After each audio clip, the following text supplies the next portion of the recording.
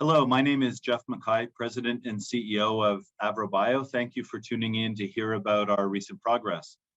Before we begin, the presentation today will contain forward-looking statements based on our current expectations and beliefs, and I refer you to our SEC filings for further information. Avrobio is a clinical stage gene therapy company dedicated to freeing patients from a lifetime of genetic debilitating disease. Our goal is to develop one-time gene therapies for devastating diseases and to untether patients from today's burdensome standard of care. For the next 14 minutes or so, I'll highlight our unique approach as well as some of our most recent clinical data. We're focused on building a pipeline of first-in-class gene therapies targeting major lysosomal disorder indications, which costs the healthcare system a fortune, even though many of these expensive standard of care medicines may generally not meet the full range of patient needs. In some cases, we're developing the first and only gene therapy targeting a lysosomal disorder. And in each of these indications, we are, or at least anticipate being, the first hematopoietic stem cell gene therapy in the clinic. A common theme is that each of these lysosomal disorders could benefit from an approach that has a full systemic and CNS impact, which is really where gene-augmented hematopoietic stem cell gene therapy as an approach is very well suited.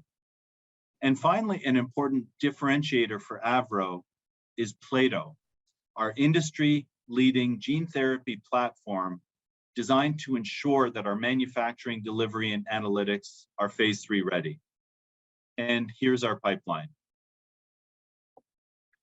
Spans 5 different lysosomal disorders with 2 programs in the clinic currently.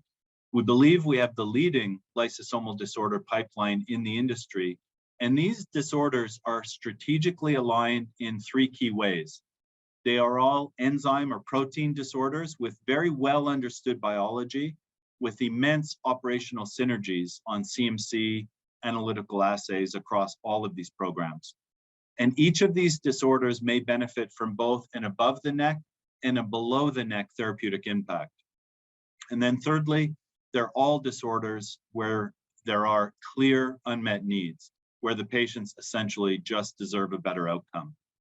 We're building a congruent portfolio of first-in-class gene therapies, which we believe have the potential to transform the treatment paradigm across each of these severe disorders. And these are large, well-established indications, which translate into a multi-billion-dollar market opportunity. In terms of the initial target patient population, we estimate that there are more than 35,000 patients across these indications, and that the number only includes geographies where ERT, enzyme replacement therapy, is well reimbursed. So for perspective, the Sanofis and Takedas collectively generate over $3 billion in annual revenue for today's standard of care. An additional benefit is expected to accrue to the healthcare system. The math is easy. The average annual direct costs for today's standard of care range from $450,000 to $800,000 per patient per year for life. So the 5-year cost offset, direct cost offset, is seen in the pink column. Millions of dollars per patient. Our goal is to replace these treatments by developing first-line gene therapy. To accomplish this, we begin with our engine, our proprietary gene therapy platform, which we call Plato, which is designed to ensure that our manufacturing, delivery, and analytics are phase 3 ready. AVRO has had a total commitment to CMC and analytics, and I'll highlight a few key elements. First, our process is in place. All large and medium process changes are complete, and this did require very early consultation meetings with FDA and other regulators around the world. Secondly, we manufacture vector at scale. We're one of just a few teams operating in a 200-liter serum-free suspension bioreactor, resulting in a 10 to the 9th vector titer. Third, we automate the process. And in fact, I'd say that we are unique in the ability to manufacture with a closed automated system shown on this slide. This is designed to drive down costs, but also to enable future global production. And then finally, our analytics are well advanced and designed very much with regulatory considerations in mind. We've prioritized our potency assay matrix. We deploy one optimized vector copy number assay across all of our AVRO sponsored trials.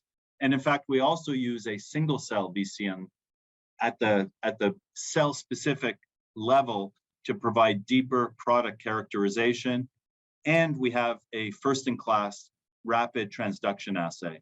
Collectively, we believe that these innovations that you see on this slide are all designed to translate into advanced control over manufacturing consistency. So today, I thought I'd share our most recent data update, which was specific to just one of our programs, cystinosis. So to start, the bottom line is that cystinosis impact on the human body is unrelenting.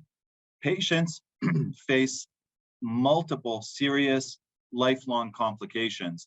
They suffer from visual impairment, a dramatically shortened lifespan, and in fact, 90% of these patients require a kidney transplant at a very young age. And even today's standard of care on cysteamine reduces but doesn't halt the progression towards kidney transplant. The small molecule cysteamine is highly burdensome, including very frequent eye drops and dozens of pills every single day of their life, which translates into challenges around nausea and vomiting, and in fact, body odor, which one parent of one of these young patients characterized as smelling like rotten eggs. Our target product profile for cystinosis is a gene therapy which is first line for both pre-transplant population and the post-kidney transplant patient population, with target attributes that, depending on the stage of disease, would offer the potential to prevent, halt, and/or at times reverse eye complications, endocrine disorders, including diabetes, renal failure, and CNS manifestations, all with a single dose of gene therapy.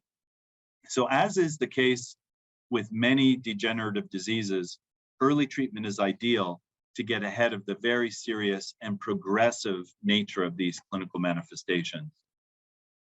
Our collaborator in this investigator-sponsored phase 1/2 clinical trial is Professor Stephanie Cherqui at the University of California, San Diego.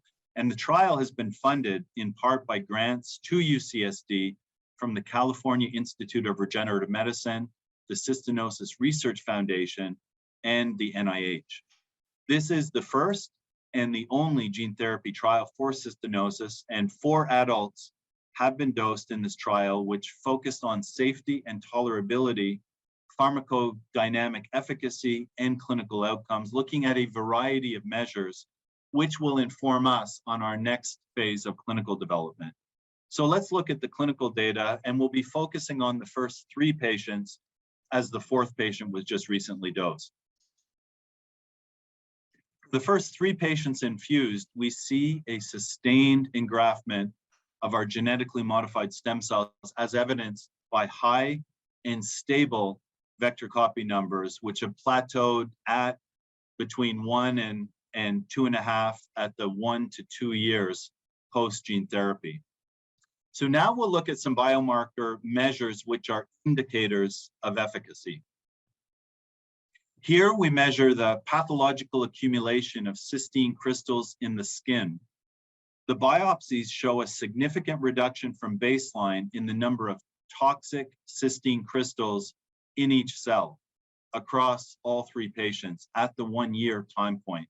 So these reductions suggest that the patients are now producing endogenous functional cystinosin protein, which they were just unable to do before gene therapy, and that the protein is doing one of its many jobs, preventing the pathological buildup of cystine crystals.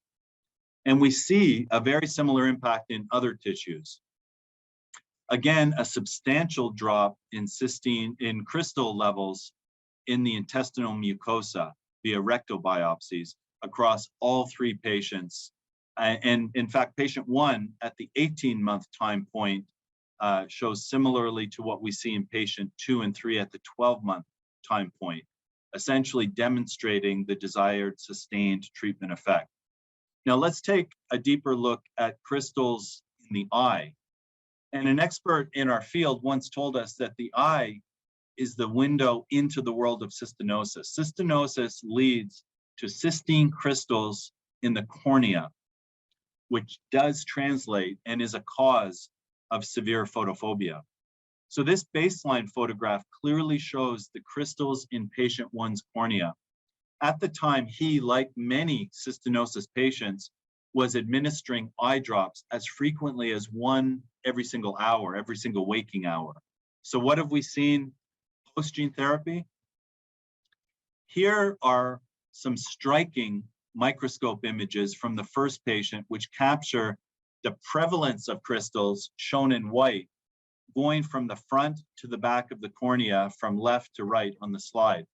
So prior to baseline, the patient discontinued his frequent eye drop administration, and since gene therapy, the density of crystals has dropped dramatically.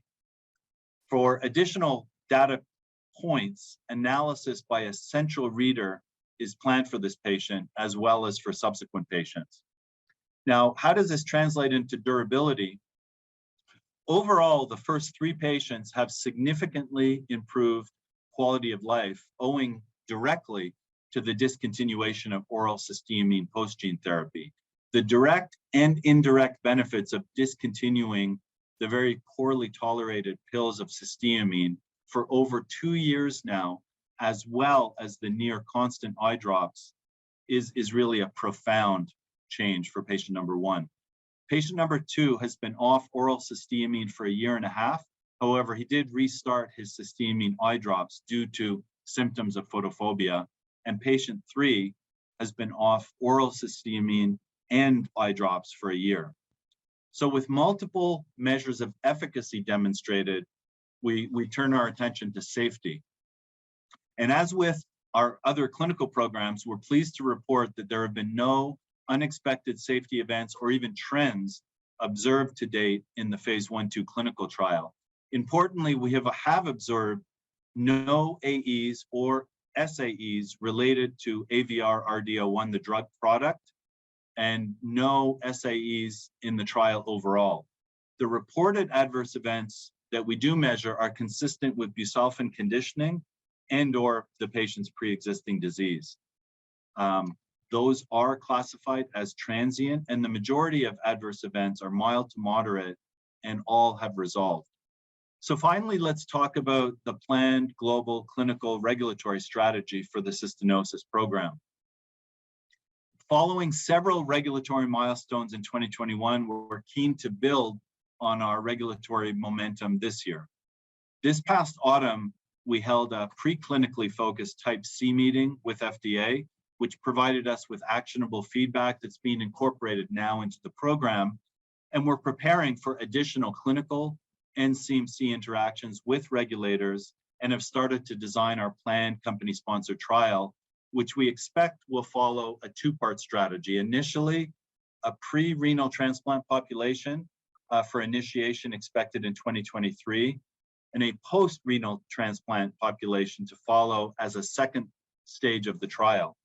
Several endpoints across renal, muscular, and ocular systems are under evaluation, and we will conduct the trial in multiple geographies, and we plan on including the US, EU, and the UK.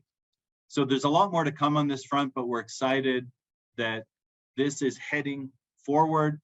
We're gaining momentum, and we look forward to sharing more details after we receive additional feedback from FDA and other regulators. So in summary, Avrobio has built a pipeline targeting disorders that we believe are well suited for hematopoietic stem cell gene therapy, where a one-time treatment has the potential to dramatically alter the lives and represents also a significant commercial and healthcare system value. We're planning to move 2 clinical programs into registration trials this year, and our cystinosis program The first 3 patients in our study have shown consistent positive results across multiple measures, with all 3 patients out at least a year and patient number 1 out 2 years. And importantly, data to date suggests that the safety profile remains strong. We now move towards initiating AVRO-sponsored trials and look forward to further discussions that we will share after in some important near-term regulatory dialogue. Our purpose at Avrobio is to free patients from a lifetime of relentless genetic disease, a purpose that matters because, unlike the current standard of care, hematopoietic stem cell gene therapy has the potential to halt, prevent, and possibly reverse symptoms in lysosomal disorders that manifest in both the body and the brain. So thank you very much.